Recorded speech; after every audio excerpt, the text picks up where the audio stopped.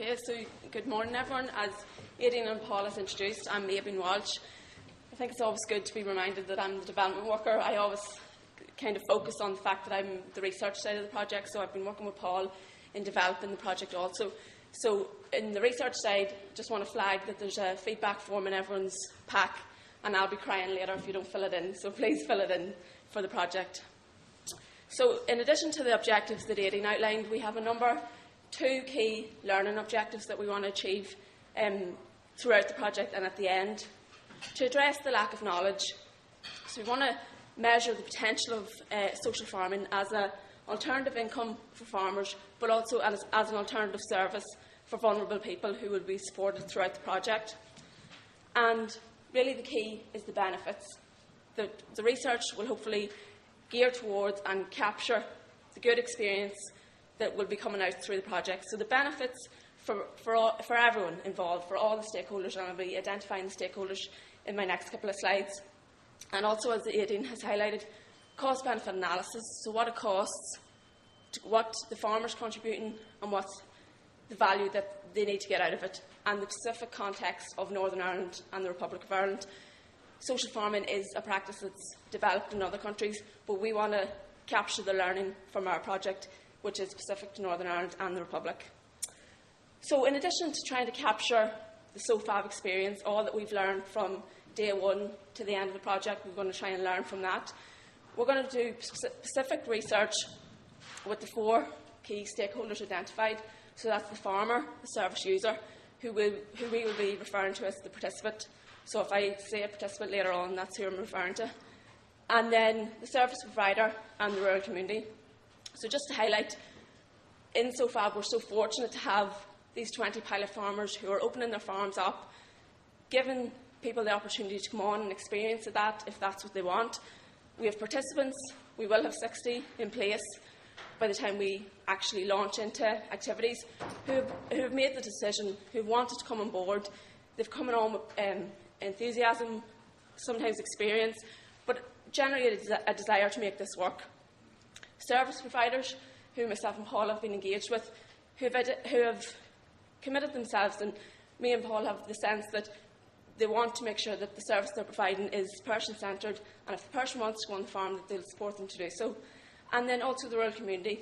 Rural development is a key strand of the project, so we want to see the benefits and how the rural community can reinforce the project and support it along the way.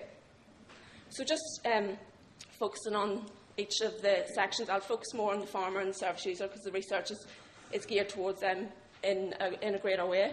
So in general, we'll be doing a baseline survey of the farming population to see are they aware of social farming, what's their views on it. Then, specifically with the pilot farmers, Paul has mentioned the farmer logbook. It's pretty scary looking when you look at all the blank pages, but the farmers will be keeping a record of who's come onto the farm, what activities they've planned, what they've achieved on the day, what they found difficult, what was easy, what they enjoyed, and as Paul mentioned, the development in the relationships, which is the key of the project. I will be going out to each farm, conducting interviews at the key stages, beginning, middle and end, trying to identify the pilot farmers' feelings at the different stages. During the training, we asked the pilots a simple question: why? Why are you doing this? So we have that baseline information of their reasons for coming on board and opening their farms. So I'd like to see how that develops along the stage, and are more reasons added, just different reasons become more important. As I said, there'll be the cost-benefit analysis, what the farmers are putting into the project, and trying to see each of the 20 farms are all different, so we want to see the individual experience for each 20. So with the service user, there will be a participant logbook that I will take with me onto the farm. So it could be that I'll have a conversation with the participant and jot down their feelings.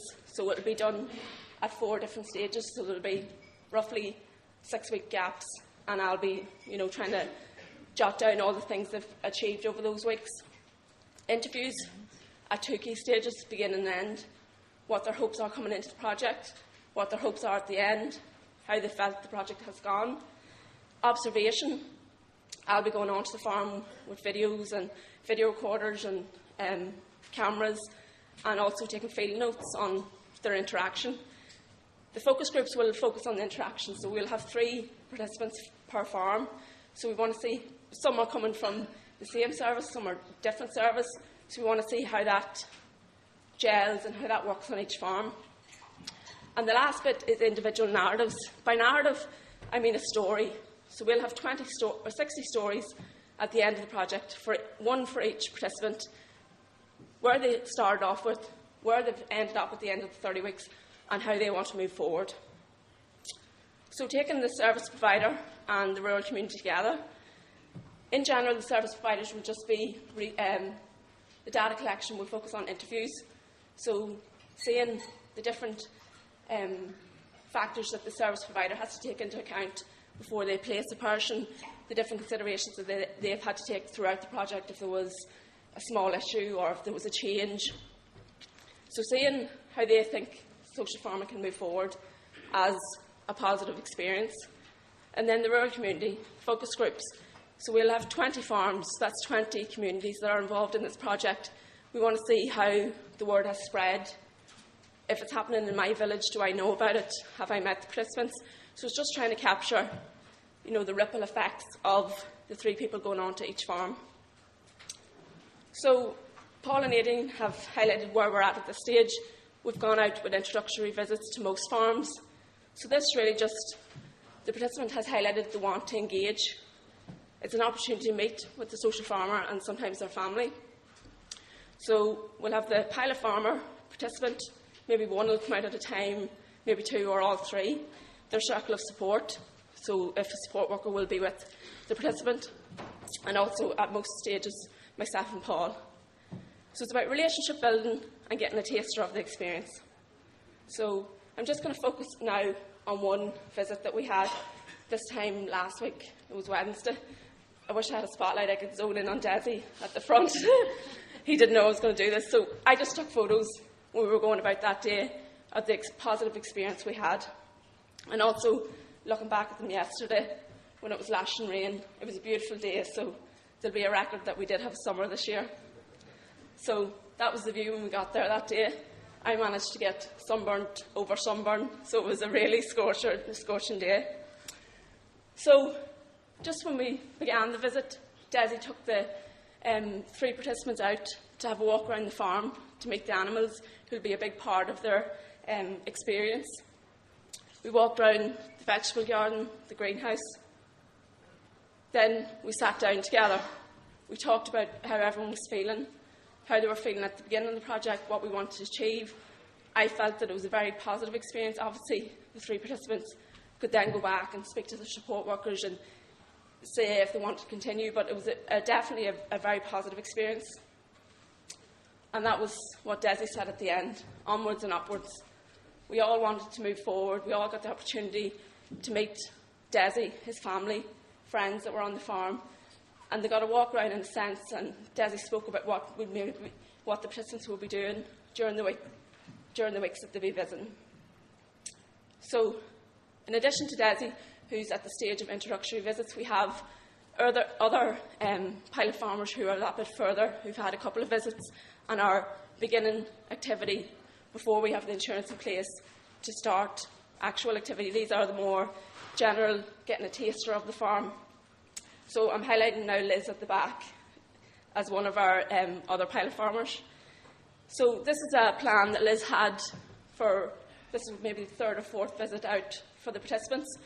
So as you can see, it's just a gentle introduction to Liz's farm, what Liz would always do. So meet and talk and have tea and snacks, cut the vegetables for the cattle at the kitchen table, and you're able to talk and able to, you've had your tea and snacks and now we have to feed the animals, and just a natural introduction to the farm. Then feed the cattle, check the livestock, walk around the activity areas that the participants will be involved in. Lunch break. So you can see that it's a key part of the project is the social element for the participants. Then Liz was planning on showing the participants the new polytunnel and kitchen house. So the participants are at a lucky stage that they're coming on to this farm where there's new activity happening. in addition to the day-to-day activities. So they're there at the start, and they'll be able to see the progression over the 30 weeks, and then just before they leave, another sit-down and discussion on what they've achieved. So just to highlight before I finish, that it's really about making the choice. So participants are proving that they want to be involved in this project. They're making the choice, and they're being supported by the service providers. They're being welcomed by the pilot farmers and also supported by the project team. So I'm just going to put up an image. A person from HSC Sligo Mental Health went onto a farm in Leitrim and liked it so much he left his wellies behind because he wanted to come back out. So we've had that positive introduction to the project, and we really hope that will continue. So just to flag the website, just before I finish, there's a lot of information already on the website that you can read, a lot of the reports Aoibeann spoke about, but also the profiles. Hopefully, I'm going to try and get this to work. I'm going to link onto the website and show you exactly where they are.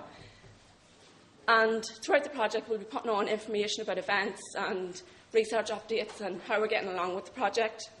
So if this works, we'll get onto the website, and that's our homepage. And if you just go into pilot farmer profiles, all 20 are listed. So if you click on them, you can get a sense. They talk about the background to the farm and the activities they're going to be planning to do with the participants. So it's a good introduction if you're coming to the project new to see where the 20 farmers are coming at the project from. So with that, I'll hand back to Aoibeann. Thank you.